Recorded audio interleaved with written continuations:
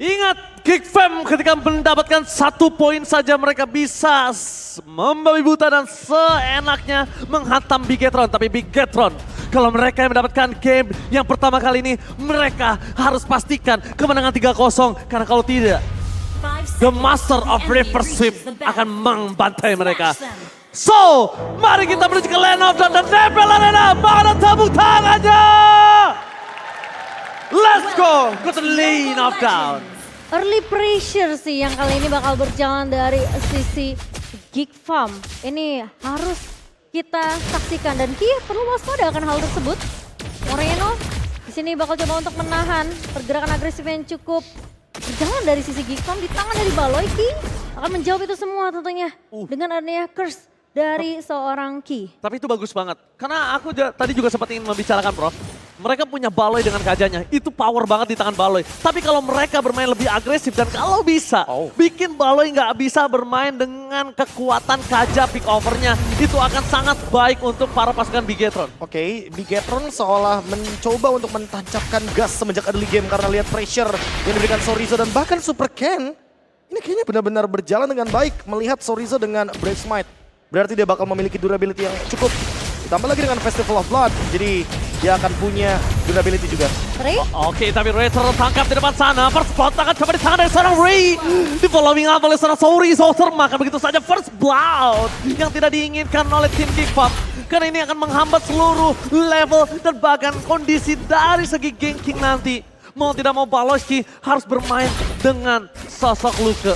Dan ini dia, Ki masih akan terus memberikan pressure ke arah Baloy. Ditahan supaya nggak bisa dapat level 4 dengan cukup nyawan. Dan bahkan kali ini, dari posisi dari Super Ken sudah mulai melakukan invasi perlahan tapi pasti karena mereka tahu Ray tumbang di early game. So ini akan menjadi keunggulan untuk Bigetron. Ini kayak mau dipaksain buat Retribution sih. Iya. Ya kan?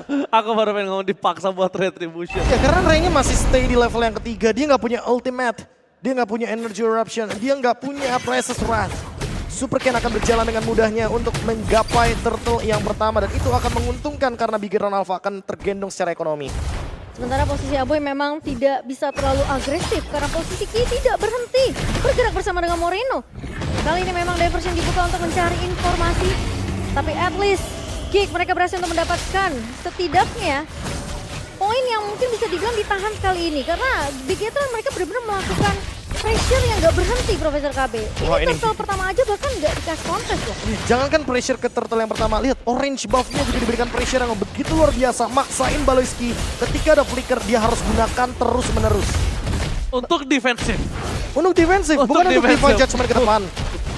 Tapi menurut aku ya, berhadapan dengan KJ dari Baloy, ini at least untuk men-trigger satu flicker aja itu cukup, Profesor. Wow, oke kali ini. Oke, beberapa ada yang bisnis, tapi ada yang personal juga kalau kita ngomongin Chevin dan Mirko. Chevin, Mirko, personal. Personal 3-0. Oke, salah satu dari mereka satu fans dari Biget Troopers dan satu Geek Fam Unity. Tapi Mirbless or Mirkers? Itu masih jadi pertanyaan semenjak dari hari pertama, tapi kali ini Diversion sudah mulai buka. Oke, surprise dari Batu Bladder, Pentasman berhasil mendapatkan Eman.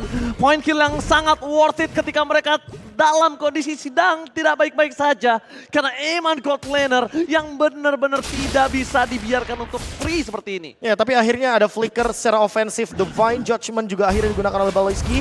Dan hal ini akan menambah ekonomi dari Geek Farm walaupun mereka terkena pressure dan masih belum bisa menemukan jawaban atas Super Ken. Ya, mereka sadar sebenarnya di area mid-nya atau mungkin jungle-nya sudah mulai diganggu-ganggu oleh pemain-pemain dari Bigetron. Tapi mereka tahu mereka bisa melakukan pick off, solo pick off di area bawah yang dilakukan oleh pemain-pemain dari Geek Farm.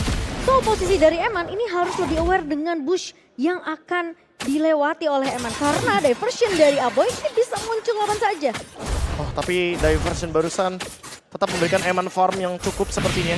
Tidak ada freeze terhadap minion yang terjadi karena malah Eman yang diuntungkan dengan freeze minion barusan. Dia dapetin corrosion side item pertamanya. Yang tentunya akan menuju ke Golden Staff. Tapi lagi dan lagi dengan perbedaan 2 level harusnya turtle masih bisa diamankan oleh teman-teman dari Bigetron Alpha untuk membawa ekonomi dari Eman. Ya. Apakah memang dari Geek ini harus lebih memprioritaskan laning dari Cak Dera, Profesor? Karena secara objektif Turtle yang kedua aja sulit banget untuk dikontes sama Geek Farm. Ya, kayaknya boleh sih untuk babysit terus ke arah caderanya. Iya. Atau mungkin shutdown gerakan dari Ki-nya karena Ki dari tadi selalu open map. Shortcut, surprise! Happy birthday berikan seorang Paloski. Point kill didapatkan oleh Eman. Berhasil mendapatkan Kadera double kill. Tanpa ada pasukan dari tim Geekfam. Mereka terzoning out dan Ray gak punya the power of press ward. Damage yang tidak cukup dimiliki oleh Ray untuk bisa berada di garis depan. Dan sekalipun dia mencoba untuk mendapatkan defensif, dia tidak akan kuat karena damage yang diberikan Kari akan berkali-kali lipat. Wah, ini bahaya untuk Geekfam, Profesor. Karena gimana pun, ketika kita membahas strategi yang harus dilakukan oleh Geekfam ketika mereka tahu early pressure berjalan dari sisi Bigetron, malah mereka dikejutkan dengan satu buah shortcut yang dibuka oleh Ki. Ya, lagi dan lagi kan aku baru mention soal Ki. Dia punya shortcut, dia dari tadi cuma memberikan presence aja di area bush. Jadi pressure tersebut gak berhenti dari super can-nya aja, tapi ada dari chipnya Ki. Diversion. Surprise! Ternyata kali ini kondisinya mereka berhasil menangkap Moreno. Walaupun dengan kondisi tidak ada memiliki flicker, tapi dia adjustment yang sangat tepat menghasilkan point kill yang instan. Perpasukan dari Geekfam kali ini mereka berhasil mendapatkan satu buah turret dan dua bahkan. Iya, ini dua turret sudah dikantongi oleh Bigetron. Lama-lama invasi akan bisa semakin dalam dari sisi Bigetron, Profesor. Ya, tapi masalah utamanya adalah targetnya Moreno. Ini bakal jadi target yang bagus banget untuk bisa men-shutdown bagaimana pemilihan dari IMU. Jadi mau nggak mau Moreno harus mencari kembali di mana Baloyski atau bahkan minimal di mana Aboy agar mereka memiliki ultimate yang sama. Dan kalau ada diversion, menurutku Geekfam dalam ancaman karena lawannya nggak cuma diversion, tapi ada portal shortcut dari chip. Ini sama-sama memiliki surprise initiation sebenarnya dari kedua belah tim ya, Profesor. Tapi gimana targeting yang tepat akan dibawakan oleh kedua belah tim? Udah pasti sih kalau Geekfam targetnya ke Moreno atau Eman, ini adalah dua target yang paling optimal selama mereka berada dalam loose condition. Karena sekali aja mereka bisa dapetin pick off, harusnya keadaan bisa berbalik. Dan Eman! Oke, di sana Eman kembali terjadi dan bakal dibalaskan oleh Ken dengan adanya shortcut. Team fight di 12 tim, tapi tidak adanya Eman membuat para pasukan dari tim Bigetron kehilangan damage. Meskipun begitu, CJ dari Sorizo berhasil menimbulkan satu buah impact yang sangat maloka. Mencari di mana Ki dan Spirit of Distraction. Tombak lintas Sumatera yang on point membuat para pasukan dari tim Geek berhasil mendapatkan 2 poin karena mereka mau tidak mau harus dapetin poin kill itu. Kalau tidak, pertukaran tidak akan adil. Eman lagi-lagi Eman. Iya, tapi menurut aku ini jadi kerugian untuk Bigetron, Profesor. Karena Emannya yang tumbang. Sementara dari sisi Geekfam, Cak Dera dapetin space yang cukup free di area belakang. Ya, Cadera bisa farming karena lagi dan lagi targetingnya benar-benar menuju ke gold lane dari Bigetron Alpha. Damage dealer utama, marksman yang memang tujuannya bermain di late game, tapi top lane. Top lane bakal coba di-push. Oke, Kadera seorang diri tidak bisa dijemput tapi untungnya masih bisa selamat dengan Cyclone Knight. In whatever judgment. Karena Sorizo berhasil menancapkan dan shutdown yang maaf. Didapatkan oleh para pasukan dari tim Geekfam. Shutdown yang tidak diinginkan Sorizo. Itu dia high risk, high return. Ya, high return Cak Dera yang memang tidak terpick off. Tapi ingat, Bigetron dapetin perfect turtle-nya, Profesor KB. Ya, ini perfect turtle yang memang agak sedikit membantu untuk level, untuk gold. Tapi lihat apa yang terjadi dari Geekfam. Mereka mampu untuk membalikan satu demi satu pick off yang memang mereka butuhkan. Tapi akhirnya Moreno second itemnya langsung menuju ke arah dari Winter Truncheon. Dia ingin menghindari Divine Judgment, Momo-chan. Iya, tapi Golden Staff juga udah jadi untuk Cak Dera di menit yang ke-8. Sementara kali ini memang Geekfam terlihat cukup pasif. Mereka benar-benar nggak mau membuka tim fight 5 lawan 5-nya dengan Bigetron. Oh, tapi kalau melihat dari Eman, Diversion? dia masih cukup unggul dengan adanya keuntungan dari perfect turtle-nya. Jadi itemnya coba untuk dimanfaatkan, tapi diversion digagalkan, artinya tim fight akan coba untuk dibuka. Ini selama turretman nggak pecah sih, menurut aku masih aman sih harusnya dari Geekfam. Wah, flicker lagi sih itu yang di-trigger itu sangat baik dan bahkan membuat para pasukan dari tim Bigetron untuk menuju ke arah backline kali ini terbuka dengan sangat bebas jalannya. Ya, kalau misalkan targetnya mungkin ke backline atau mungkin mainnya dari samping, Bigetron kayaknya dalam ancaman karena semua rumput yang ada di samping akan menguntungkan teman-teman dari Geekfam. Mereka punya Divine Judgment, Bale juga ready dengan flicker dan ini dia. Diversion? Bakal mengarah ke arah river, mencari target, tapi kali ini Baloy flicker. Baloy! Gak berhasil untuk dapetin Sorizo. Gagal untuk mendapatkan Moreno. Meanwhile di sana mereka membalikan kembali ke arah depan Moreno. Dengan defense adjustment memang ketika pergerakan dari Loka. Ditutup di depan para pasukan dari tim Bigetron. Mereka mencoba untuk mendapatkan satu momen utama karena press forward dari Ray. Menghadap Super Cat. No power of retribution. Membuat Bigetron lemah dan kalah akan tim fight di arah Lord. Ya, Moreno memang nggak berhasil di pick off dengan satu buah flicker di Van Jason Baloy, tapi di sisi lain looknya berhasil ditahan, Profesor. Yang paling terpenting adalah Cadera tetap farming. Walaupun ada perbedaan gold 1200 dan Eman tetap unggul di sana. Ini space create sih. Iya, space-nya buat Cadera. Cadera bisa farming, Cadera keep up. dengan level. Dan yang terpenting adalah sekarang take over dari Lordnya di shutdown. Jadi teman-teman dari Bigetron Alpha nggak bisa langsung take over ke arah Lord dan level mulai dikejar sama Ray menuju ke level 12 untuk mendapatkan level 3 Abrasus Red. Ya, 3 kali pick 100% win rate memang Moskov untuk Cadera bukanlah sekedar data ya Profesor.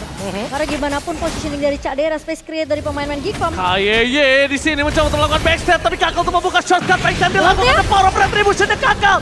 Emang save the day for this time. Simpan kembali terjadi tapi Cadera free di arah belakang membuat para pasukan dari tim Bigetron harus mundur. Karena kalau mereka tidak disengage, Lord akan sia-sia. Dan nampaknya kali ini disengage berhasil mereka dapatkan. Tapi nampaknya di sisi kembali para pasukan dari Geekfam menolak disengage.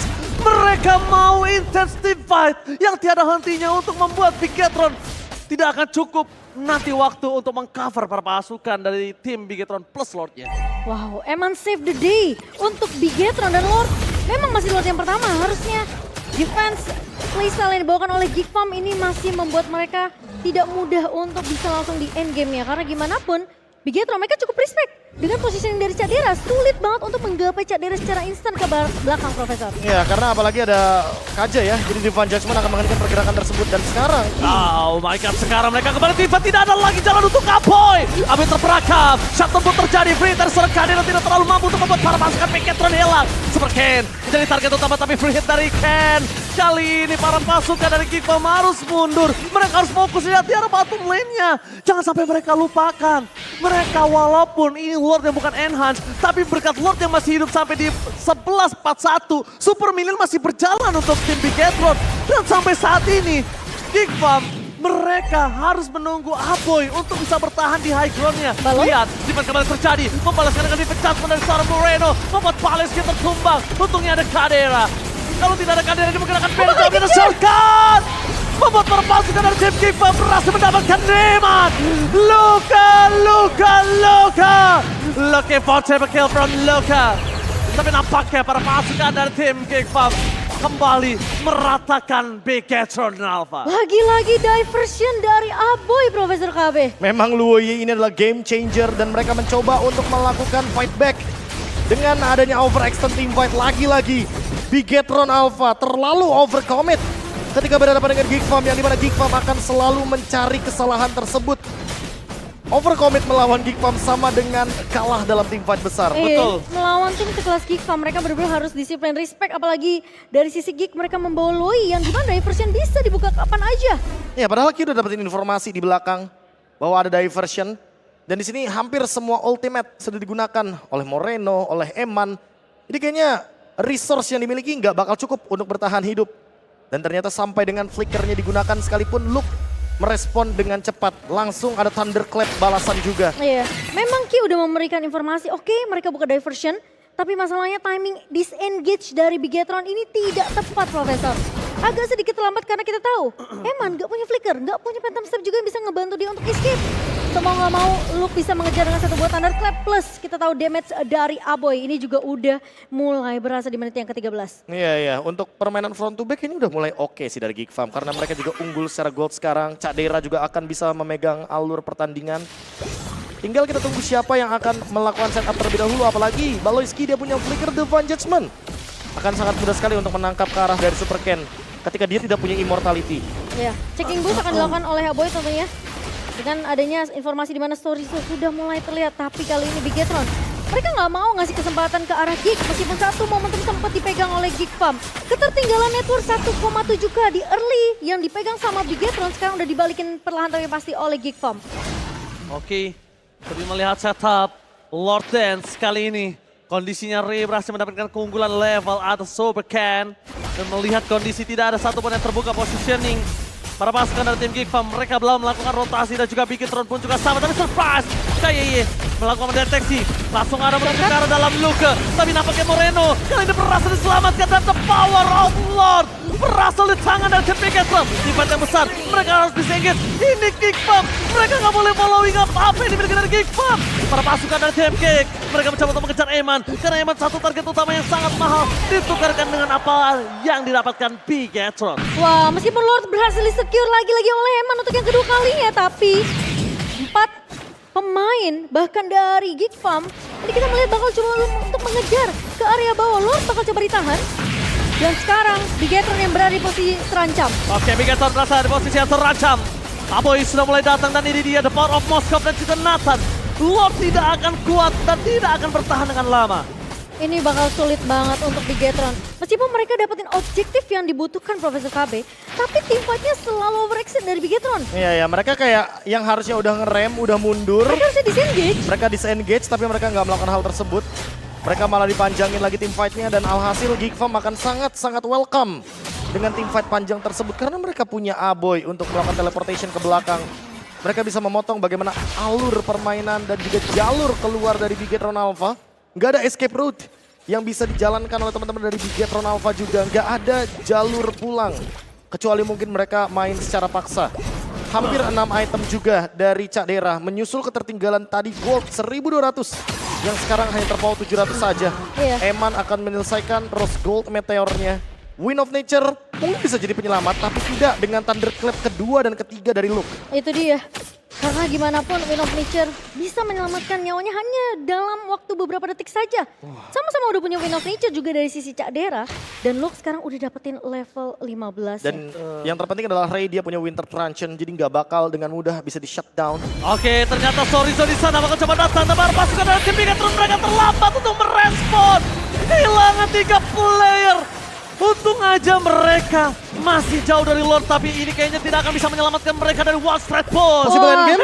Ini bencana! Bigetron Alpha di garis depan bakal coba distraction, tidak ada Eman. Looking for wipe out dan benar-benar terjadi wipe out.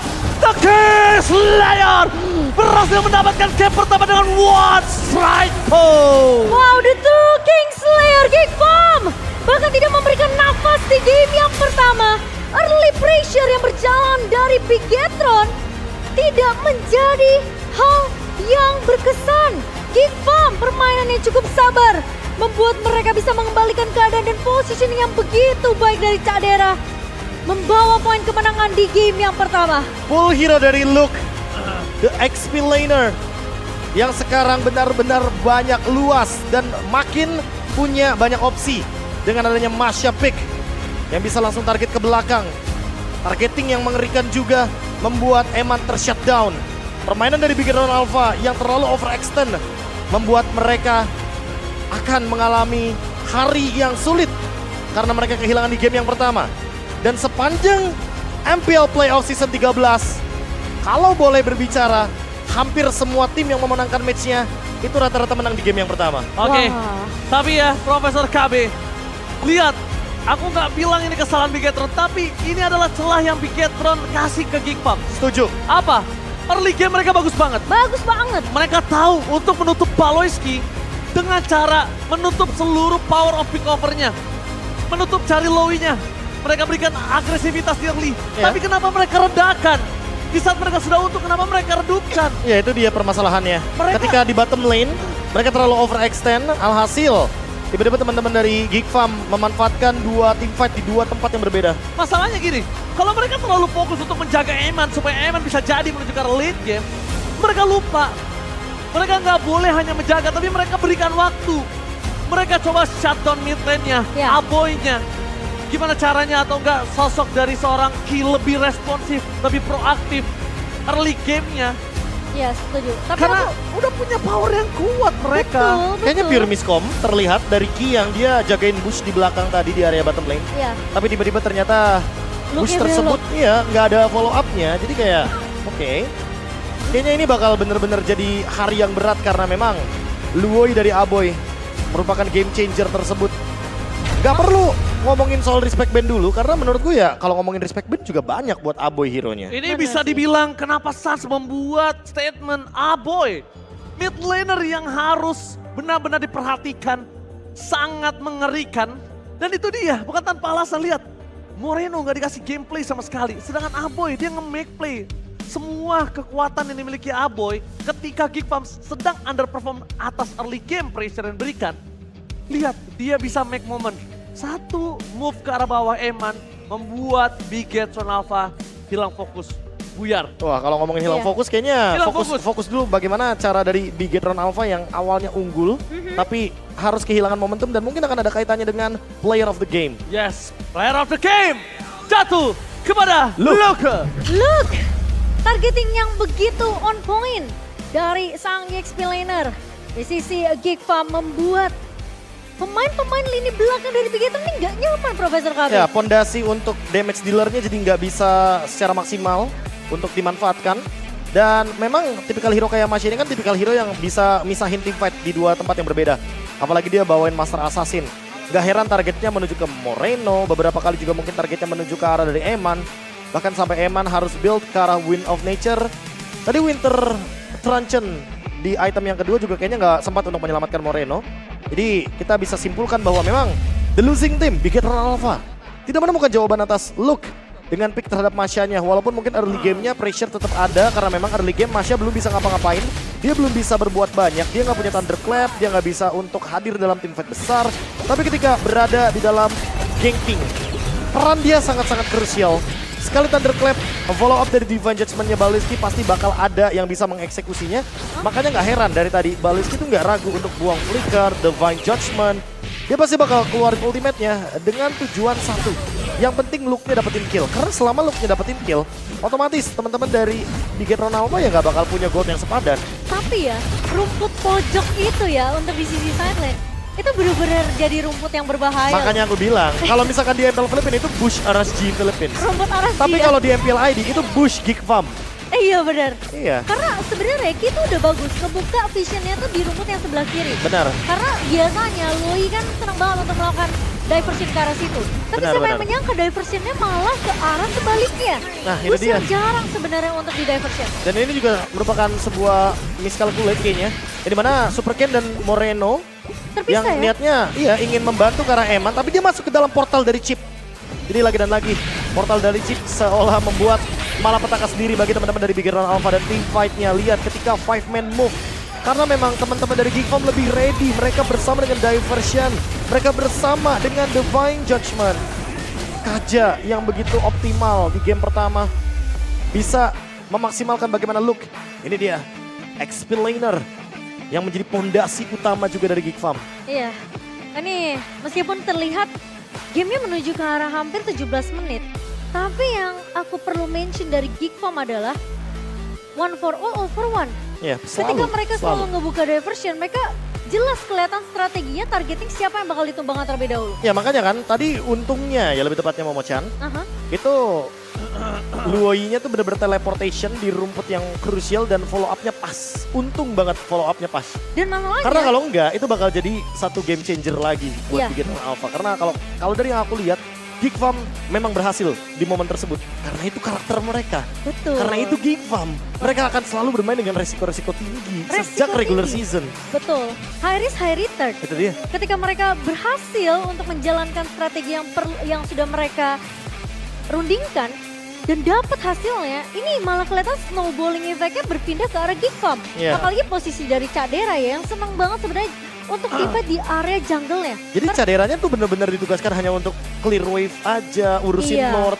Sisanya urusan eksekusi, ya ada Luke di sana. Ya, tapi aku melihat potensial dari Bigetron Alpha ini untuk nge-engage mereka duluan itu banyak loh. Banyak Mereka banget. punya power besar loh. Karena lawannya kan pick off. Ya, cuma memang problemnya adalah kalau mereka ditinggal 5 orang, ini akan punya power untuk seorang Kadera. Masalahnya gini, kalau mereka ngebawa chip dan juga berhadapan dengan Loi, mereka harus tahu inisiasi siapa lebih dulu yang lebih unggul. Iya, iya, iya. Dan bahkan aku lebih setuju kalau misalnya Chip duluan yang ngebuka. Betul. Chip duluan yang ngehajar, Chip duluan yang akan membawa para pasukan dari Bigetron ini ngasih pressure.